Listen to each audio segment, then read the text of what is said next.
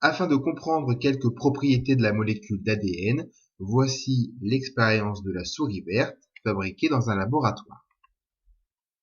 Cette souris possède les extrémités vert fluo, les pattes, le museau ainsi que les oreilles. Cette couleur verte est due à la protéine Green Fluorescent Protein, la protéine GFP, qui est codée par le gène du même nom, le gène GFP. Ces souris n'existant pas à l'état naturel, on peut se demander comment elles ont pu développer de telles extrémités vertes. Ce que l'on connaît, nous, c'est l'existence à l'état naturel de cette méduse vert fluorescente.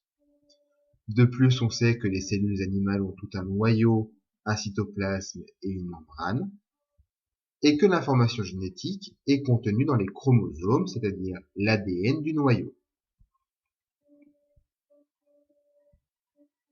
Pour répondre à ce problème, il faut émettre d'abord des hypothèses. La première à laquelle on peut penser, c'est de transférer le noyau contenu dans une cellule de méduse à la place du noyau d'une cellule de souris. Autre hypothèse que l'on peut imaginer, c'est que l'on prend seulement la portion d'ADN qui code pour le caractère vert fluo, on le prend chez la méduse et on transfère ce gène dans une cellule de souris. Généralement, les cellules utilisées sont les cellules sexuelles, c'est-à-dire ici des ovules. Pour tester la première hypothèse, il faut réaliser l'expérience suivante. On prend une cellule de méduse ainsi qu'une cellule de souris, ici l'ovule, et on veut remplacer le noyau de la souris par le noyau de la méduse. Donc pour cela, il faut que l'ovule soit énucléé, c'est-à-dire qu'on supprime le noyau dans la cellule de souris afin de pouvoir transférer le noyau de la méduse. Ce nouvel ovule fabriqué est ensuite incubé dans une souris porteuse.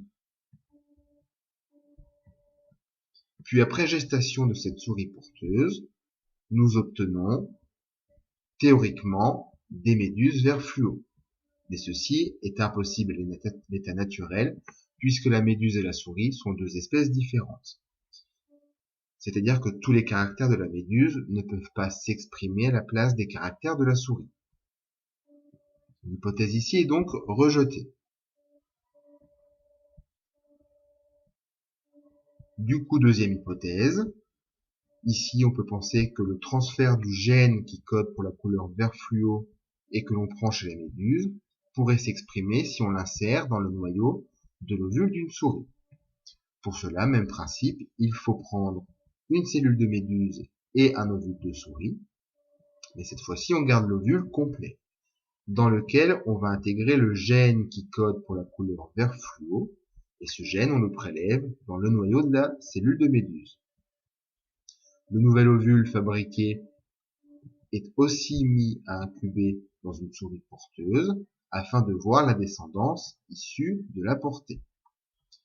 Ici, la cellule de la souris porteuse donne naissance à des petites souris avec les extrémités vertes. Ici, l'hypothèse est donc validée. L'expérience de transgénèse a bien permis de l'expression du gène vert fluo chez la souris, tout en l'ayant prélevé dans une cellule de méduse. Il est donc possible d'obtenir des souris vertes en transférant le gène qui code pour le caractère vert fluo, en le prélevant d'une méduse et en l'insérant dans une cellule de souris. Il faut noter ici que la souris et la méduse sont deux espèces différentes.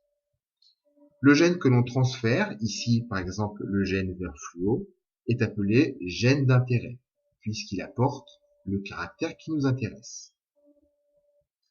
Ce qu'on peut tirer de cette expérience de transgénèse, c'est-à-dire cette deuxième expérience qui permet de valider la deuxième hypothèse, c'est que l'ADN existe chez tous les êtres vivants, aussi bien chez la méduse que chez la souris que chez l'homme.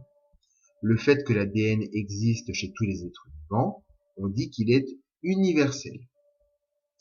Ici, un gène, c'est-à-dire une portion d'ADN, peut s'exprimer chez un autre individu en portant le caractère qu'il possède, même si les individus ne sont pas de la même espèce.